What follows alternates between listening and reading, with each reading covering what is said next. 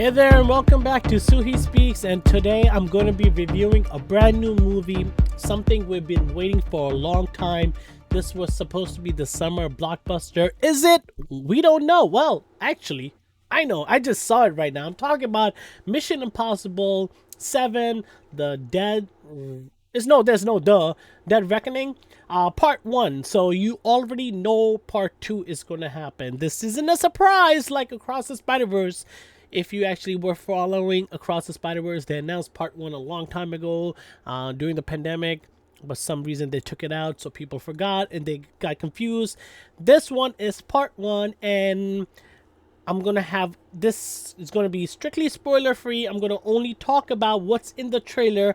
I'm going to use the trailer as a reference so you can be seeing it in the background, what's happening, and we'll talk about it. So let's get it going. Is this Tom Cruise's best mission and the toughest mission yet?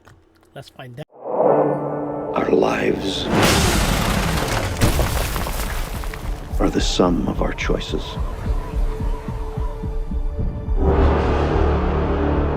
And we cannot escape the past.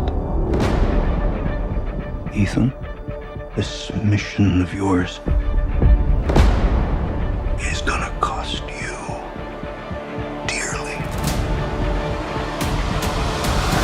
So I'm not going to go into the main plot of this story. I'm just going to keep it high level, exactly what you see in the trailer. Yes, Gabriel's back. If you don't remember Gabriel's from the original first movie.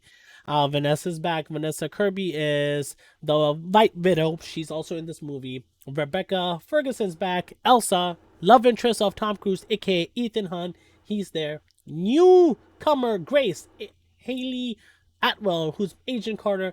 Everybody's role in this is really good. Luther's back. I don't know who Arthur is. Benji's back.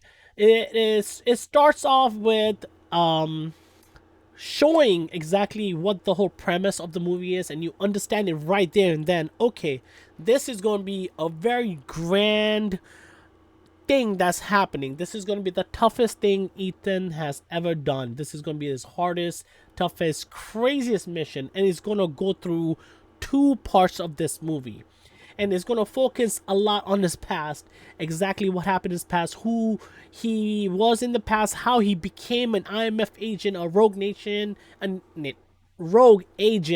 and why and what his purpose is leading all the way up till here. This is going to be the toughest thing.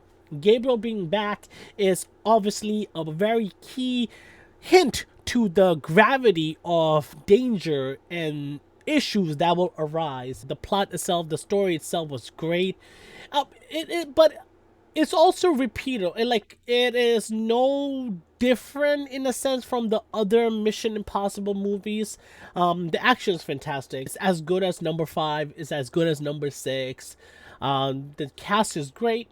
The score is good. Tom Cruise still keeps doing unbelievable stuff. I really like Palm, or who's Mantis. She was good in this movie. She played a good job. Her character was nice. Her action scenes are dope. She's all about action in this movie. And then Agent Carter, she was good. She's a good addition to this. Her character was nice too. Right from the start, as soon as she was introduced in this movie, you knew that she's going to be getting a lot of attention in this movie because, you know, introducing and stuff. Can't deep dive into the mission. I cannot talk about it without giving it away. Is this movie as good as its predecessor? Yes, it is. It is not the best in the franchise. It's not the best in the series, but it lives up to the evolution of Ethan Hunt and Mission Impossible and the IMF team. Same stakes, same crazy ass things doing. I think everybody knew the craziest part of this movie would be that cliff jumping he would do from the bike. And that does happen. That is in the 3rd act. I'm not giving anything away. You can put the pieces together while this movie's happening. It is a predictable movie. It's enjoyable. I enjoyed it. I can give it a comfortable 7.5, 8 out of 10. It is something I do not regret watching in the theater. It is something you should watch in the theater. It's a big bad movie that deserves to be watched on the biggest screen possible.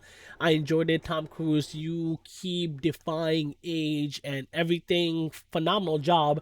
I think it was good. I definitely will see it again when it comes out on streaming. I think I'm satisfied with one watch. Like I said, it's not the best of the series, and I'm not saying it's anywhere near the worst. I would say it is top 3 of the franchise, and I am looking forward to part 2 whenever they decide to come out. There's no post-credit scene, so if you're sitting there after the movie ends and the credits start rolling, please go home. There's no post-credit scene. There's nothing to show about the next movie. Have you checked out Mission Impossible? Do you think this was the best and the toughest mission Ethan Hunt has ever done?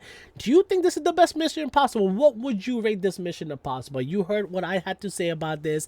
I enjoyed the movie. If you love the other installments of this franchise, please go see this. You will not be disappointed. The cast is great. The acting is great. The action is great. The story is predictable. Everything from start to finish you could put together, but enjoyable. Still, I enjoyed it through and through, and I think you would too. I am Suhi. Thank you for joining me today. This has been another review for Mission Impossible, the new one, number 7. Can't wait for number 8. Till then,